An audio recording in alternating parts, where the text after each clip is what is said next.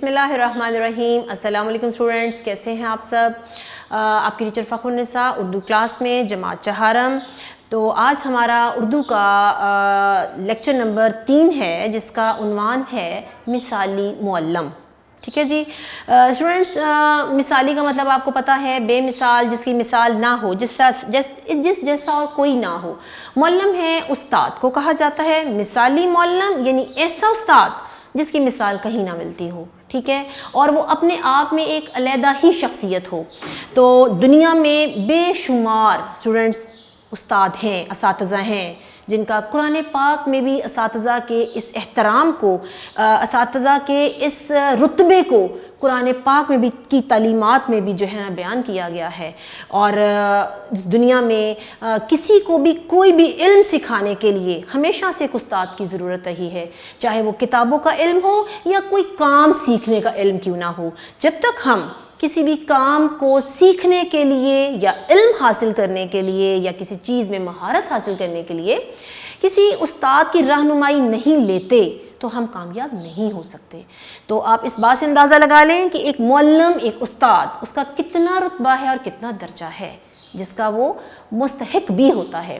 تو اسی طرح قرآن پاک کی تعلیمات کے حوالے سے اگر ہم بات کرتے ہیں تو اس سبق میں یہاں پر مثالی معلم جس کو بنا کر اس کتاب کا جو ایک قسم کا کہہ لیں کہ ایک زیور کے طور پر اس کتاب میں سمیٹا گیا ہے، وہ ہے ہمارے نبی پاک صلی اللہ علیہ وآلہ وسلم کی ذات مبارکہ، جو کہ اس دنیا میں تعلیمات دینے کے لیے ایک معلم بنا کر بھیجے گئے اور ان کو باقاعدہ علم سکھایا گیا، اور ان کو اللہ تعالیٰ نے فرشتے کے ذریعے یہ لفظ بھیجے قرآن پاک کے کہ اقرا باسم ربک الذی، پڑھ اپنے پروردگار کے نام سے جس نے تمہیں پیدا کیا۔ یعنی آپ اس سے اندازہ کر لیں کہ اس علم کو دین کا ہو یا دنیا کا ہو، تعلیم کو اللہ تعالیٰ کی ہاں کس قدر اہمیت ہے، اور اللہ تعالیٰ تعلیم حاصل کرنے والوں کو، علم حاصل کرنے والوں کو اور دینے والوں کو بہت زیادہ نزدیک رکھتا ہے۔ تو اس سبق میں نبی کریم صلی اللہ علیہ وسلم کے حوالے سے کہ وہ کتنے مثالی معلم ہیں جن کے لیے کائنات تخلیق کی گئی، اور انہوں نے دکھ اور تکلیف اٹھانے کے بعد دین کے ساتھ ساتھ دنیاوی باتوں پر، اخلاقیات پر پوری فخر آدمیت کہلاتے ہوئے ان کو تعلیمات سے نوازا، اور جو خود بھی نبی پاک صلی اللہ علیہ وسلم قرآن پاک کا ایک چلتا پھرتا نمونہ ہے، جن کی سنت پر، جن کے رہنے سہنے کھانے پینے ہر انداز پر عمل کرتے ہوئے ہم ان کی تعلیمات کو اپنے پہ لاگو کر کے زندگی گزار سکتے ہیں۔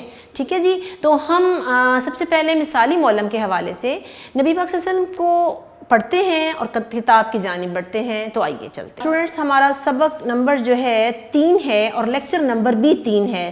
سبق کا عنوان ہے مثالی معلم۔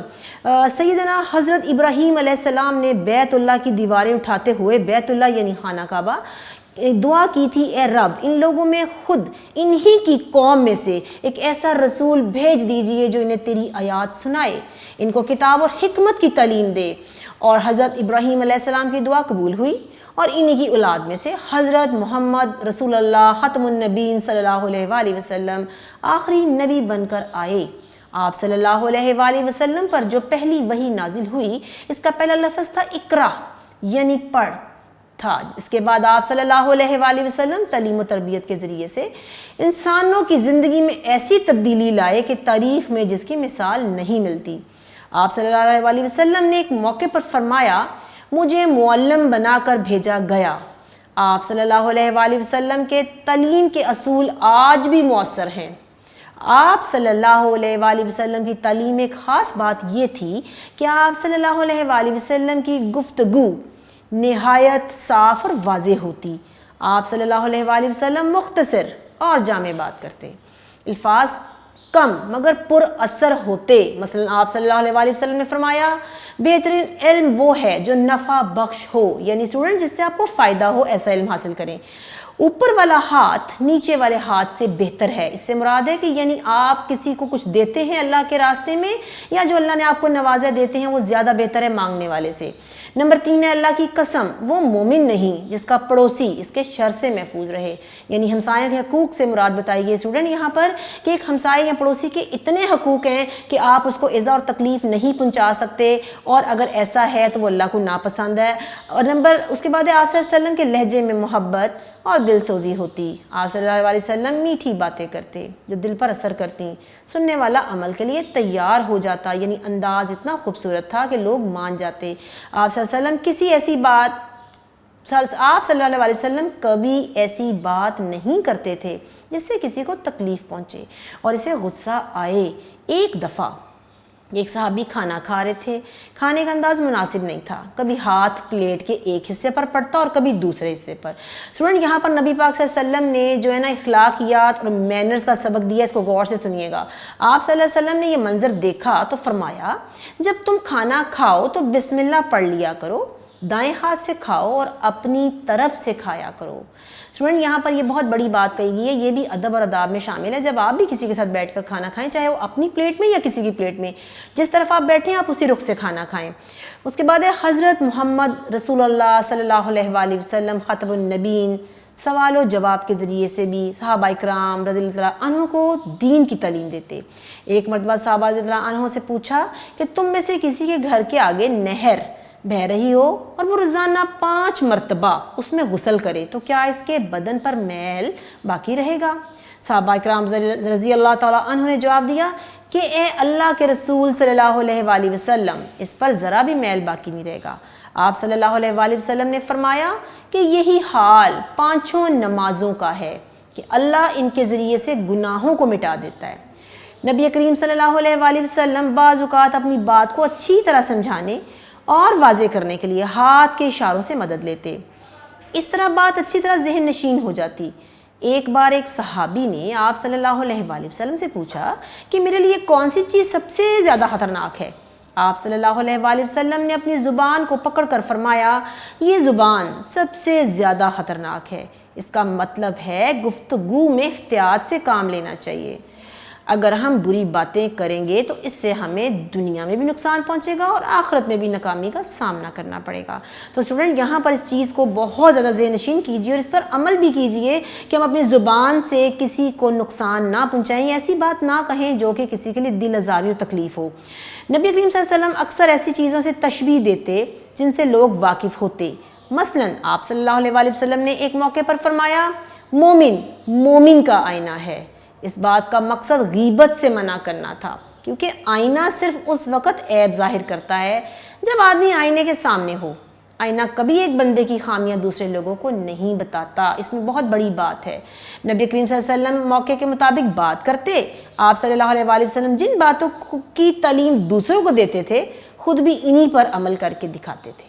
بلا شبہ آپ صلی اللہ علیہ وآلہ وسلم ایک مثالی معلم ہیں اور آپ صلی اللہ علیہ وآلہ وسلم کی سیرت ہمارے لیے بہترین نمونہ ہے۔ تو اسٹوڈنٹس آپ نے مثالی معلم نبی پاک صلی اللہ علیہ وسلم کی شان اور تعریف کے مطابق باتیں سنی تو آپ کو بہت سی سمجھ میں آئی ہوگی کہ نبی پاک صلی اللہ علیہ وسلم کی جو ہے شان مبارک کیا تھی، اور وہ ایک مثالی معلم اور استاد کی حیثیت سے دنیا میں انہوں نے جو تعلیم سے اپنی چیزوں کو، اپنی سنت کو منور کیا، اور وہ ہمارے لیے راہ عمل اور باعث راحت اور آسانی ہے۔ تو اب ہم اس سبق کے حوالے سے کچھ اور چیزیں ہیں جو ہم بورڈ کی طرف دیکھتے ہیں اور ان کو سمجھتے ہیں، تو آئیے چلتے ہیں۔ لیکچر نمبر 3 ہے جماعت چہارم، سبق نمبر بھی 3 ہے۔ اس میں سوال نمبر 1 ہے الفاظ کے معنی لکھیے، تو اس میں ہے الفاظ معنی۔ نمبر 1 ہے حکمت دانائی، یعنی حکمت اور دانائی کی باتیں نبی پاک صلی اللہ علیہ وسلم لوگوں کو سمجھاتے تھے۔ نمبر 2 پہ ہے معلم کا مطلب ہے استاد، ٹھیک ہے، اور یہاں پہ آپ نے جس معلم کے بارے میں پڑھا ہے وہ آخری نبی خاتم النبیین صلی اللہ علیہ وآلہ وسلم کی ذات مبارک ہے۔ نمبر 3 ہے تشبیہ دینا، ٹھیک ہے جی، یہ ہو سکتا ہے یہ لفظ آپ کے لیے نیا ہو لیکن آپ کو آگے چل کے مزید اس کے مطلب واضح ہو جائیں گے۔ ایک چیز کو دوسری چیز جیسا بیان کرنا، جیسے ہم کبھی کبھار کہتے ہیں آئیے آپ تو بہت پیارے لگ رہے ہو، آپ تو چاند کے جیسے ہیں، آپ تو پھول کے جیسے ہیں، یعنی کسی چیز کو کسی چیز سے تشبیہ دینا، ملا دینا، تعریف میں بھی آتا ہے اور تشبیہ میں بھی، ٹھیک ہے۔ نمبر 4 ہے آیات قرآنی جملے ہوتے ہیں جو قرآن پاک نبی پاک صلی اللہ علیہ وسلم کے اوپر اتارا گیا، وہ جو ہے اس کے اندر جو آیات ہیں ان کو کہا جاتا ہے قرآنی جملے جو قرآن میں درج ہیں۔ نمبر 5 غیبت کرنا، ٹھیک ہے، کسی کی غیر موجودگی میں اس کے پیچھے بری بات کہنا یا اس کے بارے میں کچھ بھی برائی کرنا غیبت کہلاتا ہے۔ اس کے بعد اسٹوڈنٹ سوال نمبر 2، الفاظ کے جملے بنائیں، تخلیقی بنائیں، مطلب سمجھیں، خود سے بنائیں، ذہن نشین کریں، لیکچرز کو بار بار سمجھیں، دیکھیں، ذہن نشین کریں اور خود سے بیٹا لکھنے کی کوشش کریں، ٹھیک ہے۔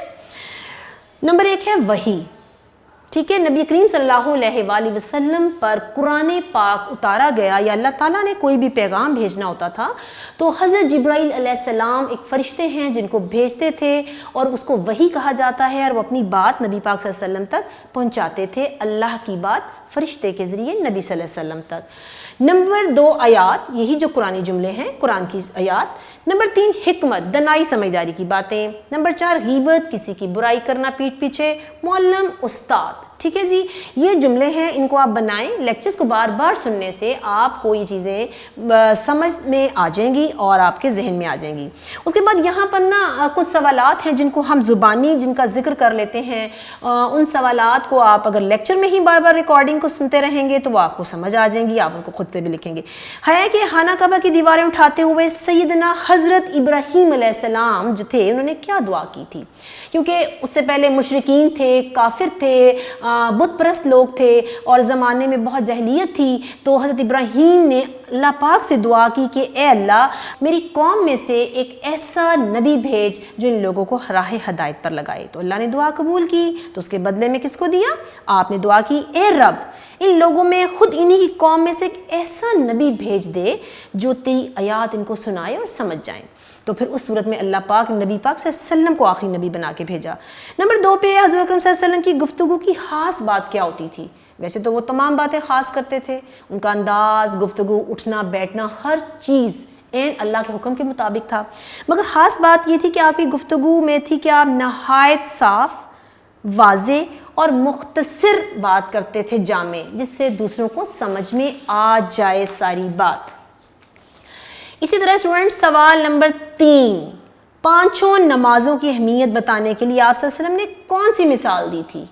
تو آپ صلی اللہ علیہ وسلم نے فرمایا تھا کہ اگر میں تم سے کہوں کہ 5 مثالیں مطلب نمازیں جو ہیں اسٹوڈنٹس وہ ہمارے لیے ہماری روحانی، جسمانی، ہر طرح کی پاکیزگی کے لیے ضروری ہیں، اور ہم 5 وقت دن میں وضو اگر کرتے ہیں تو ذہنی، جسمانی ہر طرح سے پاک صاف رہتے ہیں، روحانی طور پہ بھی۔ تو آپ نے نمازوں کی مثال اس طرح دی کہ اگر تمہارے گھر کے سامنے سے ایک نہر جاری ہو، ٹھیک ہے، اور اگر کہا جائے کہ آپ 5 مرتبہ اس میں نہا لیں، اور اس کے بعد کوئی پوچھے کہ آپ کے بدن پہ کوئی میل بچا ہے بار بار نہانے سے، تو ہر کوئی کہے گا نہیں۔ تو یہی مثال نمازوں کی ہے، اگر آپ 5 وقت دن میں نماز پڑھتے ہیں آپ کے ظاہری جسم کا میل، روحانی اور دلی سب صاف ہو جاتا ہے۔ اس طرح سوال نمبر 3 ہے اسٹوڈنٹس کہ حضور اکرم صلی اللہ علیہ وسلم لوگوں کو سمجھانے کے لیے کون کون سے طریقے اختیار فرماتے تھے؟ ہم بہت فرماتے تھے لیکن یہاں ہم چند کا ذکر کر لیتے ہیں۔ نبی پاک صلی اللہ علیہ وسلم نمبر 1 جو تھا مختصر جامع بات کرتے تھے کہ آسانی سے سمجھ میں آ جائے۔ نمبر 2 نرمی اور شفقت، محبت سے سمجھاتے تھے، ٹھیک ہے۔ نمبر 3 آسان مثال اور ہاتھ کے اشاروں سے بات کو ذہن نشین کرواتے تھے۔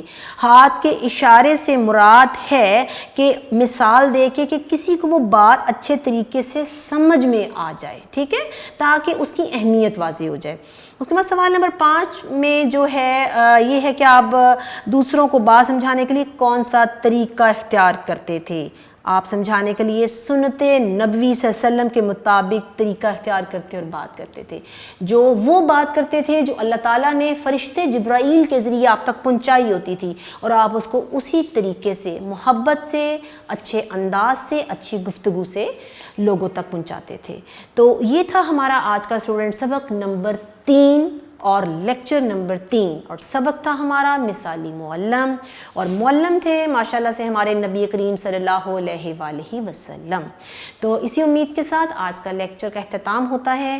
جہاں رہیے خوش رہیے، رمضان مبارک ہو، روزے بھی رکھ لیں، نمازیں بھی پڑھیں، بہت سے لیکچرز جو آپ کو دیے جا رہے ہیں ان کو بھی ذہن نشین کریں۔ اللہ حافظ۔